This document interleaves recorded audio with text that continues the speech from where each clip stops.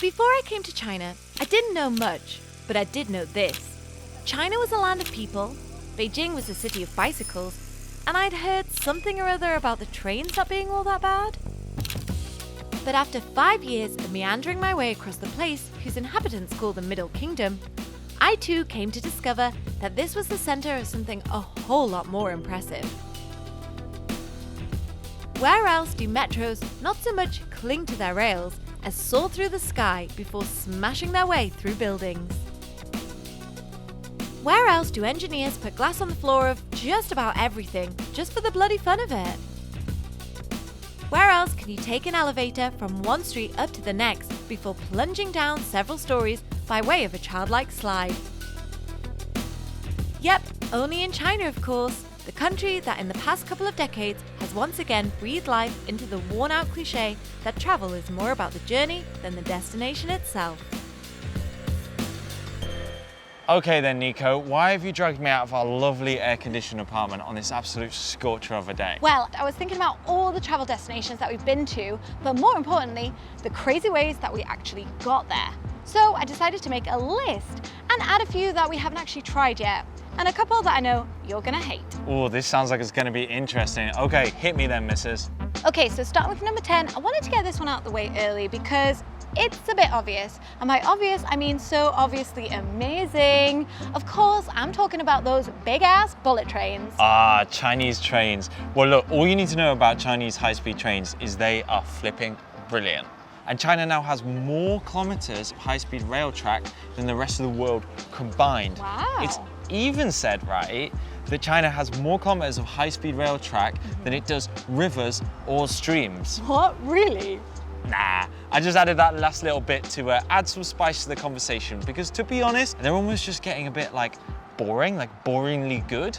They certainly aren't boring. I mean, they even built one across the Tibetan Plateau, a place that is so inhospitable that there are even oxygen masks for the people to use. Okay, I know you're just joking because you are really impressed by the trains, but you definitely can't argue with the next one. Okay, what is it? Wow. Remember when we were growing up watching sci-fi films? What did all the films have in them? Like a big muscle-bound Austro-American actor? Well, I mean, yeah, but that's not the answer. Flying cars. Close. A monorail. Yep, that's right, a freaking monorail. And where do we often ride monorails, Jack? Right here in China. Yep, that's right. Take, for example, Chongqing's Metro Line 2, which is basically entirely a monorail. Actually, it's so cool. Let's insert a clip here.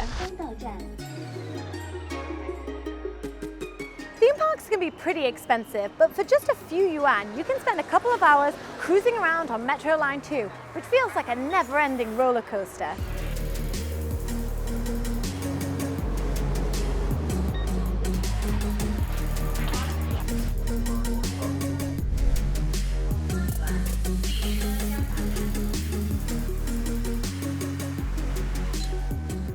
In most cities, the metro is just a functional way of getting around. And whilst the city planners have fulfilled this need in the mountainous terrain, this feels more like a sightseeing tour than a commuter train.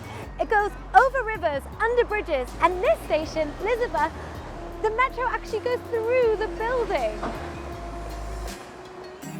I mean, the engineers were just showing off with that one, right? Yeah, to be honest, I think it's just kind of wrong. What do you mean wrong? Well, you know, like, if I want to pay 5 RMB to go on the metro, I don't expect to be riding some bloody fancy roller coaster. I'd go to a theme park if I wanted to do that. For me, riding the metro is all about riding through like a dimly lit and poorly ventilated tunnel. It's all about smelling the stench of other people's bad breath and stinky armpits. I want to hear the sound of other people's heavy breathing and then playing on their phone without using headphones. Okay, I know you're taking the piss. Honestly, I just find it such a welcome relief to get on a nice, clean, air-conditioned metro here. I'm not a big fan when it goes underground, but when it goes overground, it really does make the commute a little bit more bearable, that you're able to see outside and enjoy the view. Anyway, let's get on to number 8, I know you're gonna hate it. Oh dear. So this one will be well known to viewers across the world because these videos regularly go viral on social media. We are of course talking about China's terrifying love affair with glass bottom bridges, walkways, and just about anything else that engineers can get their hands on. Jesus Christ, it just makes me terrified just thinking about them, to be honest.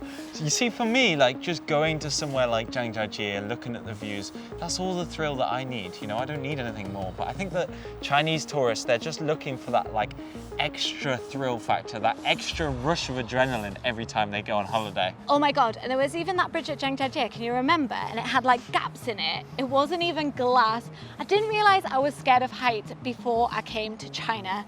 But putting those like slipper things on, going out on a glass bridge, while myself just seems absolutely terrifying and not my idea of fun. But people absolutely love it, don't they? Yeah, and they've even got those glass bridges where when you step on it, it simulates the glass shattering. Oh my God. I just could not cope with that. That is so terrifying. Like, I don't know how I'd react. That is far too heart pumping for me. And talking of thrills, do you remember when we went to Zhangjiajie and we had to ride on that god awful glass elevator, which was like haphazardly bolted onto the side of the mountain? Oh God, what were they thinking? Don't worry, we are going to get onto that. But first, I think we need a little bit of light relief. You don't have to go too far in China to get your adrenaline fix. If, like Jack, you hate going to the mall, then I've got something fun for you. Look at this, Jack. Oh, that looks so sick. Where's that? It's in Shanghai. They built a 5-story slide inside a shopping mall. Oh man, it looks so epic. Yeah, it's cool, right? I also hear that there's one in Chongqing, which is not surprising because speaking of Chongqing, I've got something else to ask you, Jack. How do you feel about outdoor escalators? Oof, good question. Well, I guess before coming to China, I'd never really considered it because in the UK it's far too flat and we don't need outdoor escalators. No, definitely but now that we've come here, I guess I kind of have mixed feelings, right? Okay. On the one hand, you've got these epic escalators in Chongqing, which help people go from their apartment blocks up here down to the metro station. Convenient. Yep. And then on the other hand, you have like some utter monstrosities out in nature, which are just kind of ruining the landscape and taking the Taking the How do you mean? Well, take the Longqing Gorge, for example, right? We've been there before, up north, out of Beijing. Basically, they've got this huge, like, dragon-shaped escalator that snakes its way up the mountainside. And to be honest, it's pretty fugly. Although, I guess kind of ironically cool. Oh yeah, I know. Well, there's also that one that I went on Yulin, which isn't quite as bold, let's say. I've said it before, I'm not a huge fan of them, but I am starting to warm to them because as people pointed out, they are super convenient and it means like the mountain's accessible to pretty much everyone. I know a lot of people just go to these places to take photos and they certainly do not want to be hauling their ass up a sweaty mountain just to take some photos. You know, it's really hot in Chinese summer. Why exert yourself? But I know I'm not going to change your mind on escalators, but how do you feel about outdoor elevators? And we've changed location because we're starting to lose the light. Anyway, how do you feel about outdoor elevators? Well, now this is one novelty that I can get behind, okay? Do you remember when we went to Chongqing and we took a ride up the Kaixuanlu elevator? Do I? Yeah, so basically in Chongqing, there's this amazing like 80s style, like architectural style elevator that goes from one street to the next. And these two streets are right next to each other, but there's a 45-meter height difference. And it was so epic, wasn't it? Yeah, that certainly saves you an exhausting walk up the hill. That is ingenuity at its finest, but I'm curious, why do you like that, but you don't like outdoor escalators? I don't mind seeing like creative solutions to transport problems in our existing cities where people already live. But as humans, we've already taken so much from the natural world and there's so little left of it that I feel like whatever little natural nature places there are, we should allow them to remain intact. Yeah, I totally understand. Well, you're not gonna like the next one then. Although this isn't totally unique to China, we've definitely seen it here more than any other country we've been to, and that's walkways. Now, anyone who's traveled to a rural part of China will know the feeling. You take a plane, a train, a bus, you're basically as far away as possible from all the megacities. The map tells you you are in the middle of nowhere. You strap on your hiking boots, you get ready to hike up that mountain, you're pumped, and you get there, and then there's a big wooden walkway. I remember when we arrived in Jagannath, for example. Such a beautiful place, and yet there's this hideous walkway all along the valley floor and up one side of the mountain. But I will also begrudgingly admit that these obscenely ugly wooden walkways do have an important role to play. You see, China's tourism industry has exploded in recent years, but yet there's still not really an outdoor scene here, which basically means that when everybody goes on holiday during like the peak busy periods, everybody tends to go to the same few natural areas. And as most people aren't really up for hiking very far, just like 1 or 2 kilometers, it means that the few trails around any sort of town or village in these national parks tend to get really crowded, which means that they're easily susceptible to erosion. So I guess these wooden walkways are going to have an important role to play in preserving these natural areas for future generations. Yes, exactly. They may be a bit of an eyesore, but they are protecting the environment, and as I mentioned earlier, they make them accessible for everyone. True. But we are kind of getting onto dicey ground, so I think we should swiftly move on. Coming in at number 3 is electric cars. Electric cars? That's not crazy. Yeah, but I'm not talking about any electric cars. I'm talking about the ones that you find here in Beijing that I like to call hutong mobiles. Oh yeah. You can basically find them in all shapes and sizes, and they're super popular here. They've really taken off in the past few years, but I'm yet to see them be as popular in other cities, but I'm pretty sure it's gonna happen soon. Oh yeah, and have you seen that they're trialing fully autonomous electric vehicles here in China as well? I have. The future is definitely here in China. Okay, so in at number 2 is something I know you love, which is a good cable car. Yeah, it's kind of surprising really, considering I'm so terrified of heights, but I always feel actually surprisingly calm riding a cable car, especially if I know that I'm going to be able to ski back down. But we've also come across some pretty cool ones in like mountainous areas that you don't ski in as well.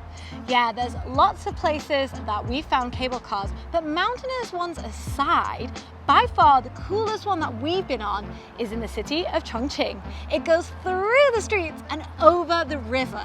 Oh man, that's such an epic cable car. I'd really recommend anyone take a ride if you're in Chongqing. Yeah, it was so good. Okay, so we've spoken about high-speed trains, we've spoken about glass elevators and walkways, the things that always grab the headlines. But there is something that often gets overlooked by infrastructure nerds, and that is number 1, China's roads. Oh, that's so true, isn't it? Yeah, because whilst the high-speed railways have been grabbing all the attention and being like, oh, look at me, I'm a train, I'm so fast, China's been low-key upgrading its amazing highway network. Yeah, but I'm not just talking about China's epic highways.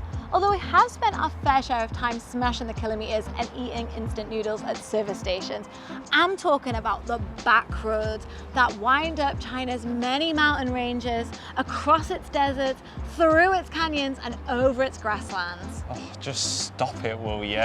You're making me want to drop everything, leave my troubles behind and do yet another road trip. Wouldn't that be amazing? Yeah. Because in my opinion, right, there's no better way to see China than by car. Yeah. And preferably a nice little hybrid from our mates at Link & Co. So Nico, with that in mind, where do you think we should head for our next road trip? Ooh, I don't know. What do you think, guys? Let us know, and let us know what you thought about this little video of ours. As always, like, comment, and subscribe. We'll see you next time. Bye. Bye.